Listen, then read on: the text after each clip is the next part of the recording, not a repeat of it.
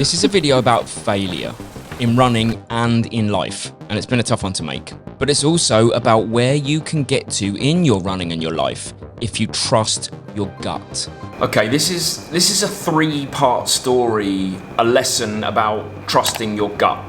And I'm gonna be really open and honest in this video. I'm hoping I don't cry. I don't think I will, but I'm gonna put it all out there. And I'm not doing it for pity. I don't want pity.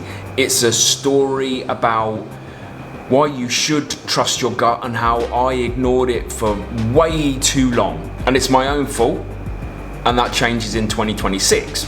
So, part one of the story, the opener, is to set the context and to tell you where we're at with YouTube right now. This is the history of the channel. I cannot physically believe it's already been 8 years.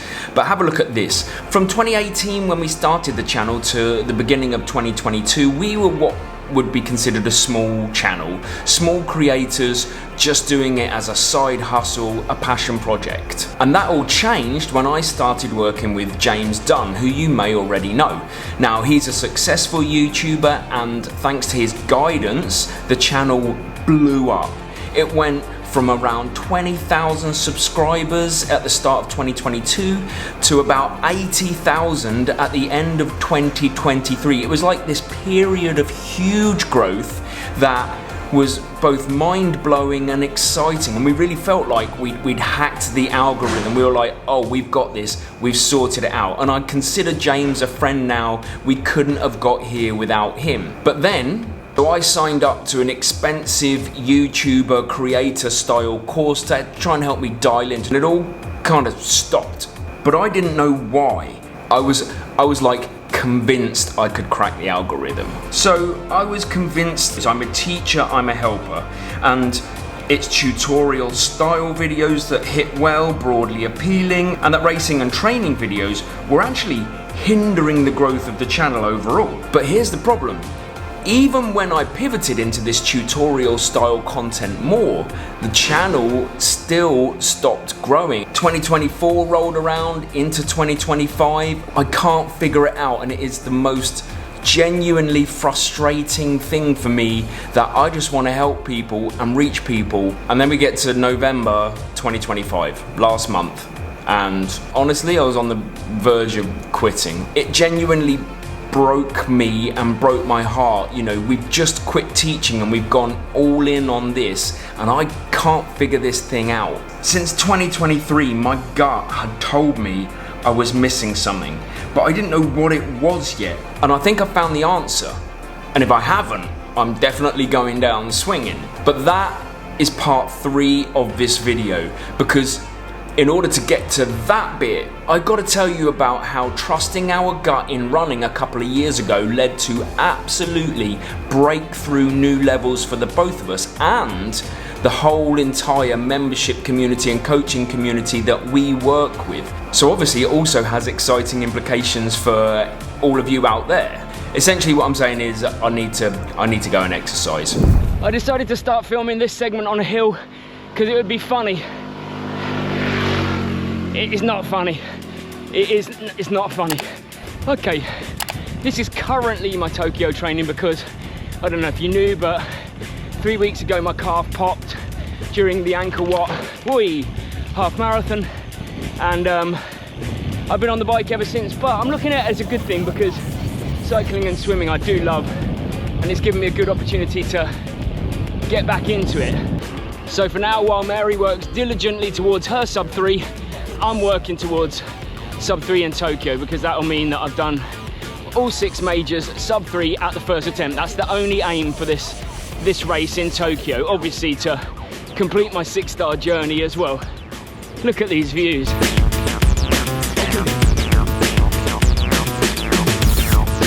So let me tell you about the time when trusting my gut paid off the biggest in not just my running, but some people I coach, actually a lot of people I coach, Mary as well. So a couple of years ago, I was coaching an athlete called Ali. I still coach her now actually. And she went in a training block from about a 3:30 marathon to 2:59, which was amazing. It was above expectation, but There was a few things that we did when we look back, my gut told me, that led to this. So we did all the normal training. The normal training I would give people, we built in the correct way, like it went really well. But my gut said there was something slightly different about what we did that led to this huge drop to sub 3. So when we look back at what Ali did, we realised that about 6 weeks out from her major race, she ran a 24-hour, basically an ultra marathon. Like, did huge mileage in that week, way above the norm. And then she didn't hit those distances from that point. And that was interesting to me. It was like the biggest week was really far out. So then I thought, that was weird. I'm gonna look back at my training for London Marathon, because I had an amazing race at London, like felt brilliant. Was there any commonalities? And again, about 7 weeks before London, I did an ultra marathon and then didn't do the same mileage. That was like my biggest mileage week, 7 weeks out. So we trusted our gut. What we did is, for Chicago in 2024, we wrote it into our training, mine and Mary's, that we would do our biggest week straight out of the recovery week, 6 weeks before Chicago, and we called it the reverse build block. So guess what happened when we ran Chicago? You probably know if you've watched the channel for a long time.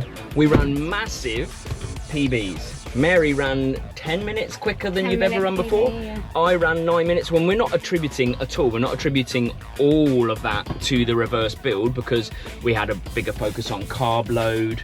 We really went to the next level in our training generally anyway. Yeah. But I honestly believe it was a major contributing factor, was reversing that build, doing the big week straight out of the gate after the recovery week. See, I just felt like I knew something was different, but it was the linking Ali's success to when I ran my best race in London, to then implementing it into our training, to then writing it into all of our marathon classes training plans. So in class 4, we gave them the option of a reverse build block if they wanted to do it.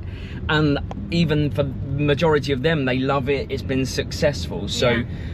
That's when a gut reaction goes well, is when you know something has worked, you can't quite work it out just yet, and then you hit it, and you hit it, and you hit it big, and I really think it's the way.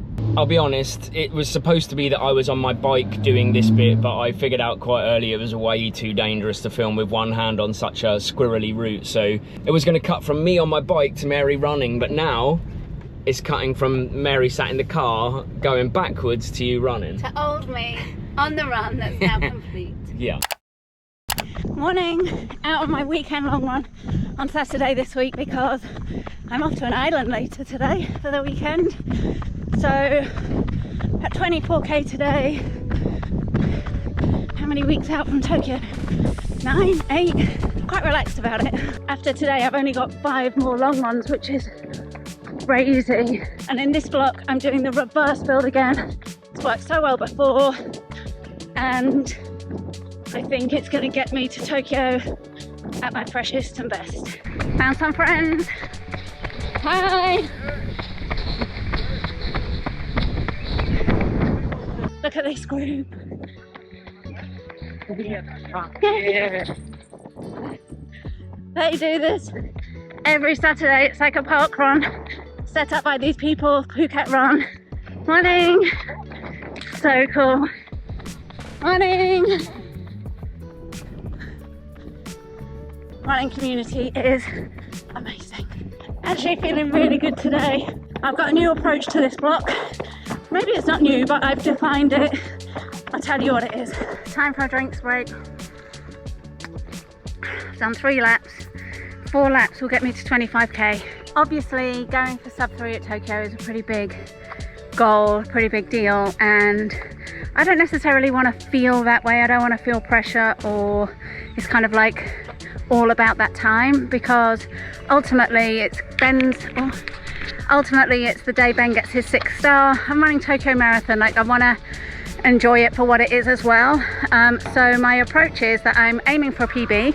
That's the kind of language, about a 5-minute PB, and that's what I'm working on. And my plan with the training and how to view it is that I'm going to give every single session and every single run everything I can, like my full effort to execute as it is, but I'm just going to focus on that, like one session at a time. I'm not going to worry too much about the big picture, the overall mileage, some of the scarier runs I've got to do.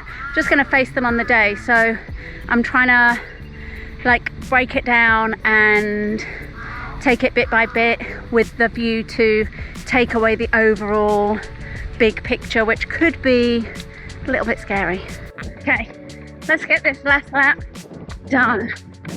So 75 kilometers this week. I've got 2 more weeks in this block and then a recovery week, which will be nice. And then 1 more 3-week block. I'm going to try and hit 100 kilometers in every sort of big week I've got left. So that will be 5 weeks at 100k, and building up the long run now. Next week, the week after, and then I'll go for the biggie 6 weeks out, 35k. Would you like my new vest? TMH. Here we go. You can see the car. And Ben.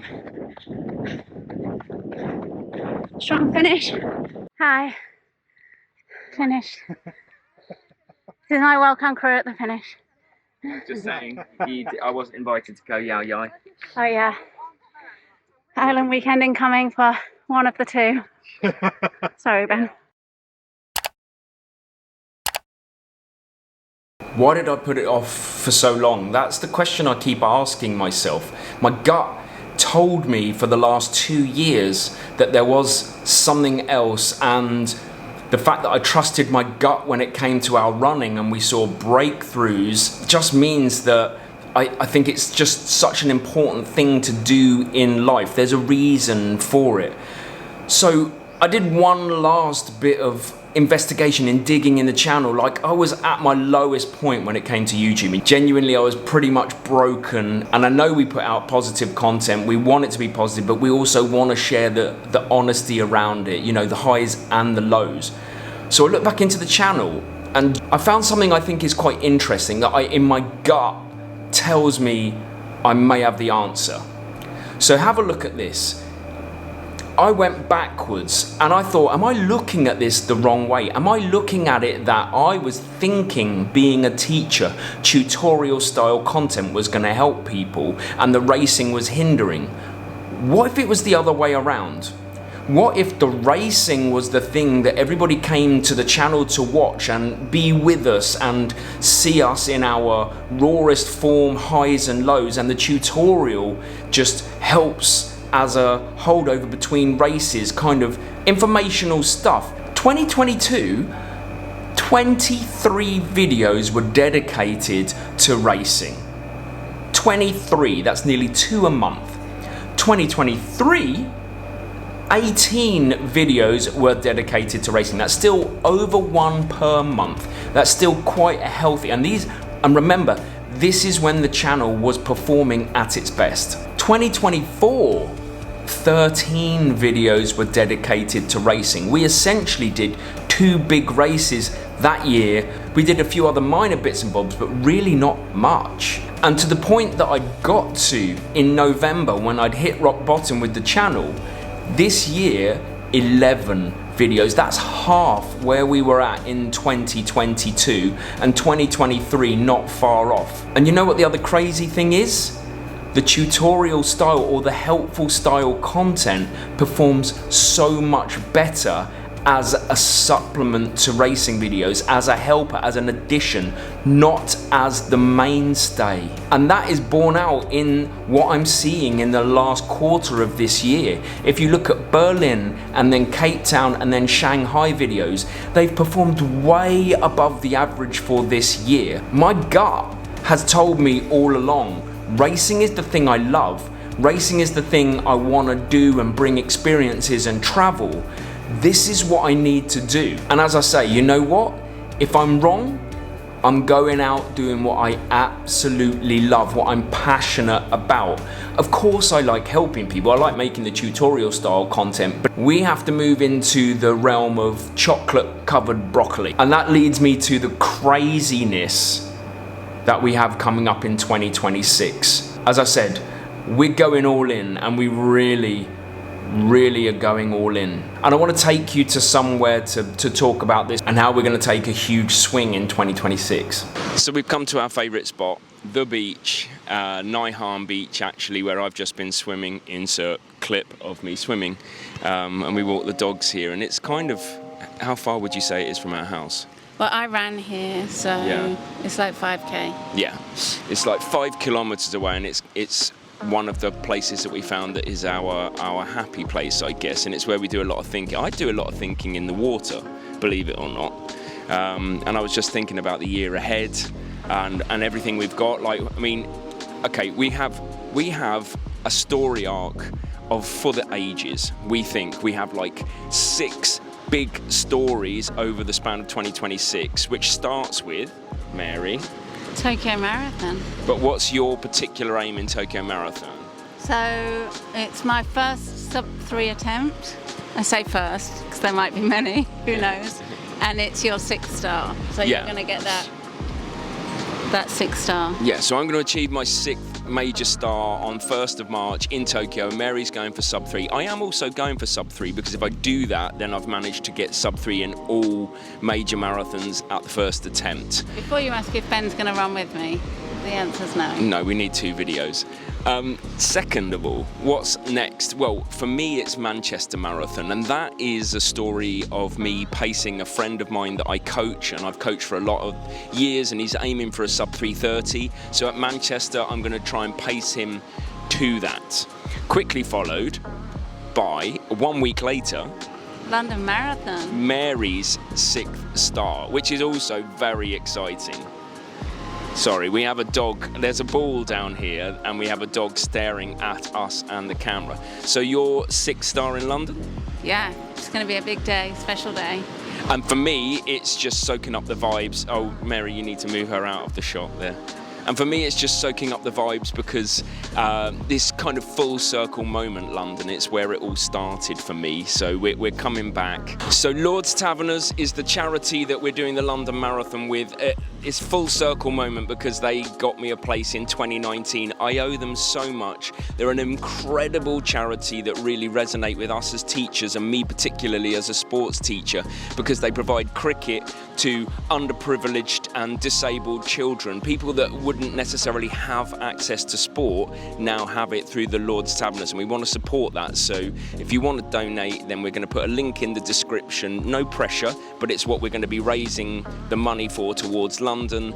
And you can also donate via Supers, which is the YouTube way of donating, and every bit of money we get from Supers will also go to Lord's Taverners. So you've got 2 ways if you want to support us on this journey, and we're going to make a big thing of it as we go because we really believe in this charity. Yeah, excited to run for them and support them and their work. Then what's after London? Sydney. 7th star each.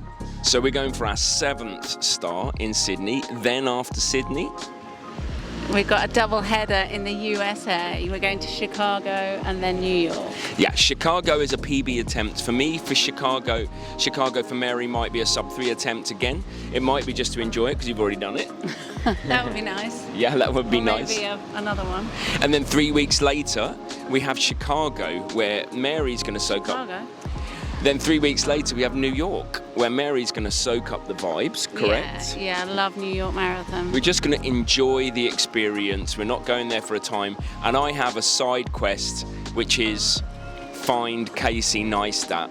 My hero, the person that inspires me more than anyone in this industry of YouTube is Casey Neistat, and he runs the New York Marathon every year, so my aim is to go find him like Floberg did. I might not even ever speak to him, he just fist bumped him. And I think that's enough. So it's a big, punchy type of year, I think. Like we said, we've gone all in. Like this is our chance to get out there to meet everybody, and we believe this is the path for the channel. These are 6 unbelievable goals. Yeah, we can't wait to meet loads of runners, loads of you guys, loads of our members, see the world, see some of the most exciting races in the world, be in them, and share it all. You know, one thing I will say just towards the end here is that it's not lost on us how lucky we are as people. Like, we are living pretty much the dream, and we know it, and we're not trying to say that in any way that this is a negative. Like, this video is not a negative. However, it is terrifying being out there on your own, being self-employed, doing this thing, and we want to share the highs and the lows. We want it to be really real. We don't just want to share this highlight reel of our life. Yeah, it's been a huge transition this year. It hasn't been easy, it hasn't been smooth, but we're super excited about what we've got for next year, and hopefully it's going to make it the best success. And how you can help us right now is you can get subscribed to the channel and follow the journey, and you can watch this video here. Mary, what's your favourite race this year? Shanghai Marathon. You can watch Mary's Shanghai, and you can watch my Phuket 10K. Yeah, you can watch my Phuket 10K, which was a good fun race as well. And we'll see you on Sunday.